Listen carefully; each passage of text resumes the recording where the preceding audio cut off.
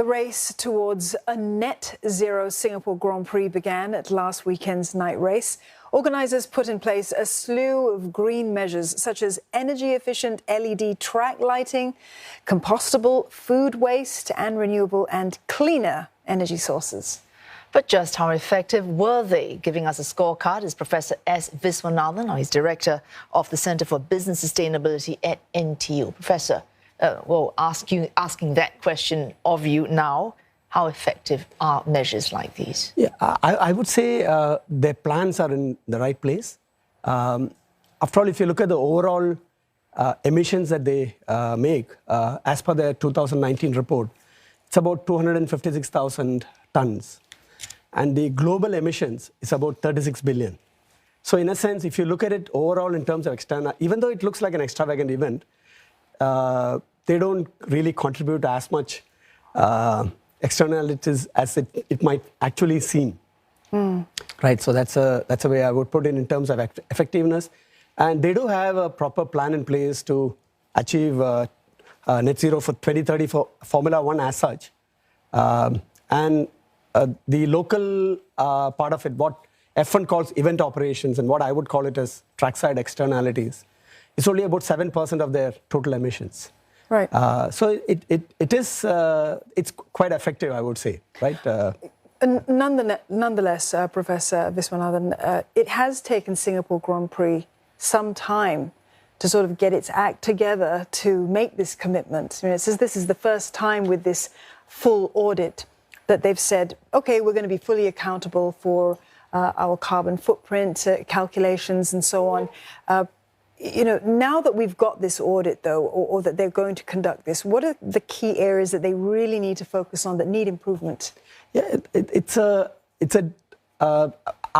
first of all, they need to look at all the activities they are directly responsible for, which is the trackside emissions. Lighting would be a big component of that. I'm not sure the paper, the cartons for the water and the recycling will make such a huge impact, especially in Singapore, because we incinerate everything anyway. So it would be good to actually measure it and find out what difference it makes.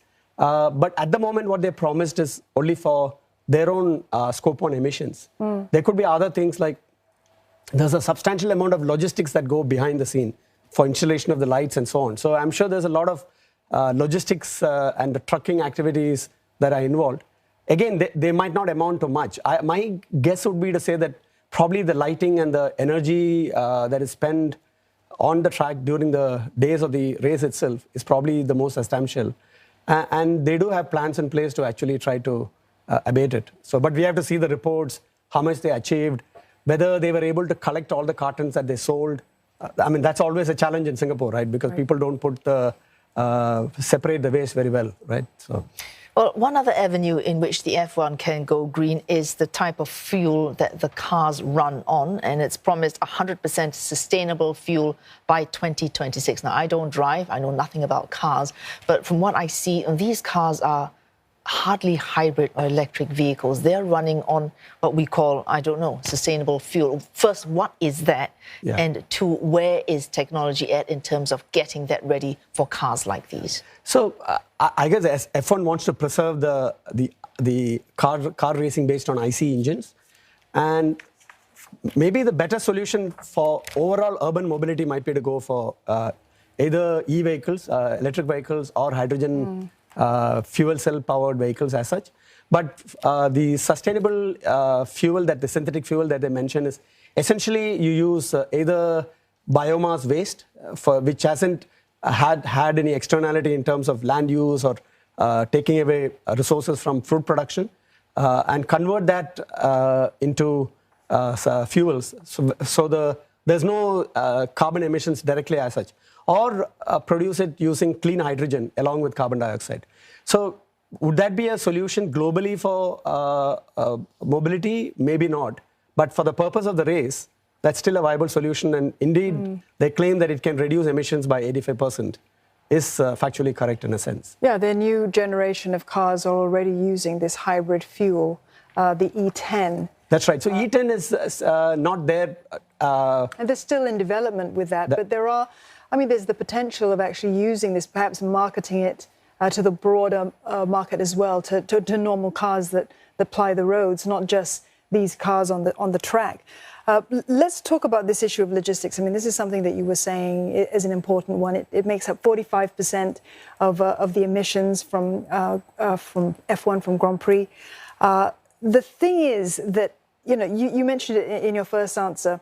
You've got emissions that you're responsible for and directly you can control. But then there are the other things, these peripherals, the Scope 2, Scope 3 emissions, which you really need to collaborate with a lot of people. I mean, do you think that Singapore Grand Prix is going to be able to get this right? Yeah, so for the 45% that you mentioned is entirely up to Formula One, because it's not really related to Singapore Grand Prix, because it's about transporting all the assets, the cars, from venue to venue. For that, what they've already promised is that they will make sure that the scheduling within continents is back-to-back, so that there's as less of international crisscrossing as possible. I don't know what exactly the solution they have in mind to reduce. So there's the logistics, which is 45%, movement of all the assets from race to race, plus 27% for the travel of the F1 personnel and the team's personnel itself. What I read in one of the reports of the teams is that they plan to use sustainable aviation fuel or sustainable aviation fuel claims, which is like renewable energy certificates, to sort of negate those emissions. But for the logistics, there are possible solutions where they can make it more efficient. Maybe they can go for a model shift where they use ocean freight.